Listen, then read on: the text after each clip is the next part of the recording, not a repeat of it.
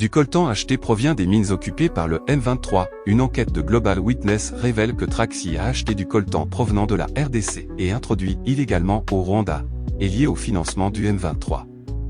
Un rapport de l'organisation Global Witness accuse le négociant en matière première Traxys, basé au Luxembourg, d'acheter du coltan congolais introduit illégalement au Rwanda. Le coltan, un minerai contenant du tantal, est utilisé dans la fabrication de produits électroniques comme les téléphones mobiles et les voitures électriques. Le M23, qui contrôle des régions minières dans le Nord Kivu, dans l'est de la RDC, profiterait de l'exploitation de ces ressources minières pour financer ses opérations militaires. Et pour en parler, Georges Ibrahim Tounkara a joint Alex Kopp, chercheur à Global Witness. Selon les informations recueillies par Global Witness, Traxys a acheté 280 tonnes de coltan en provenance du Rwanda en 2024. Une analyse des données commerciales et des témoignages de contrebandiers suggère qu'une grande partie de ce coltan provient des zones de conflit dans l'est de la RDC, où le M23, soutenu par le Rwanda, est actif. Traxys a démenti tout lien avec le financement du M23 et a nié que le coltan provienne des zones de conflit en RDC. La mine de Rubaya dans le Nord Kivu produirait entre 20 et 30% du coltan mondial, faisant de cette zone le cœur névralgique de l'extraction de ce minerai. Selon un rapport de l'ONU, le M23 exporte désormais 120 tonnes de coltan par mois vers le Rwanda et les taxes qu'il prélève sur cette production lui assurent un revenu estimé à $800 000 mensuels. Une manne qui lui permet d'acheter des armes et de rémunérer ses troupes, dont les effectifs ne cessent de croître. Global Witness soulève aussi des inquiétudes concernant l'UE et sa relation avec le Rwanda. En février 2024, Bruxelles a signé avec Kigali un partenariat stratégique censé faciliter l'accès aux matières premières, dont le tantal. Toutefois, cette enquête suggère que des minerais de conflit, dont le coltan, sont entrés dans les chaînes d'approvisionnement de l'UE, sans que des mesures suffisantes ne soient mises en place pour empêcher leur entrée. Entretien avec Alex Kopp. Monsieur Alex Kopp, bonjour. Bonjour. Global Witness vient de publier un rapport dans lequel vous accusez le groupe Traxys, basé au Luxembourg, d'acheter du coltan congolais en provenance du Rwanda. Alors, sur quoi reposent vos accusations? Oui, notre rapport est basé d'une part sur des documents de la douane qui montrent que cette entreprise Traxys a acheté environ 280 tonnes de coltan du Rwanda en 2024. D'autre part, on a pu parler avec des négociants qui nous ont confirmé que l'entreprise African Panther achète du coltan de Rubaya et après African Panther, une entreprise qui vend le coltan presque exclusivement à Traxys.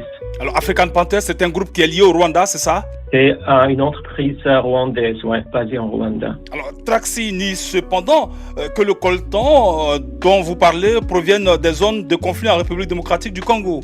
Une partie du coltan que Traxys achète provient de la RDC, des mines de Rubaya qui sont occupées par les rebelles de M23. Alors, vous parlez de la mine de Rubaya.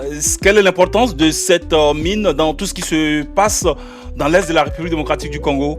Les mines de Rubaya, ce sont parmi les plus importantes mines de coltan dans le monde. L'ONU estime que environ 15% du coltan qui est produit au niveau mondial provient de ces mines. Et donc, ces mines sont depuis avril de l'année passée occupées par le groupe M23. Donc, selon vous, la mine de Rubaya et d'autres mines qui produisent du coltan, tout cela sert à financer l'effort de guerre du M23, c'est cela? Ça, ce sont des faits que l'ONU, le groupe des experts des Nations Unies, ont publié dans leur rapport. Ils ont démontré que ces mines sont occupées par le groupe M23. Les creuseurs et les négociants doivent payer des taxes à M23. Et donc, ils profitent d'une grande part de ces mines et du coltan qui est exploité là. Le groupe des experts de l'ONU, ils ont estimé que c'est environ $800 000 par mois que les M23 gagnent à travers du coltan qui provient de ces mines. Vous pointez du doigt aussi la responsabilité de l'Union européenne dans tout ce qui se passe dans l'Est de la République démocratique du Congo et vous demandez à l'Union européenne d'annuler son partenariat stratégique avec le Rwanda. Et pourquoi ? Il y a une responsabilité de l'Union européenne. Ce n'est pas le moment de faire des accords avec le Rwanda. Concernant le partenariat stratégique sur les matières premières avec le Rwanda que l'Union européenne a signé avec, c'est beaucoup trop risqué en ce moment-là. Alors, ce n'est pas la première fois que des multinationales sont mises en cause dans l'exploitation illégale des minerais de la République démocratique du Congo. Il y a eu Apple, il y a eu Samsung et d'autres groupes. Aujourd'hui, c'est Traxy. Alors, qu'est-ce qu'on peut concrètement contre ces géants, contre ces multinationales ? Il y a une loi sur les minerais de conflit qui, en principe, devrait empêcher les entreprises d'importer des minerais de conflit à l'Union européenne. Mais on a remarqué déjà dans le passé que des minerais de conflit continuent à entrer en Europe. Et donc, c'est impératif que l'Union européenne applique cette réglementation sur les minerais de conflit de manière plus sérieuse. Alors, vous, Global Witness, qu'est-ce que vous comptez concrètement faire pour que l'Union européenne mette la pression sur ces multinationales ? Donc, nous avons fait cette recherche qu'on vient de publier. Nous espérons que ça va mettre la pression sur l'Union européenne d'agir. On va aussi rentrer en contact avec des officiels de l'Union européenne. On va discuter ces problèmes avec eux. Monsieur Alex Kopo, je vous remercie. Je vous remercie aussi.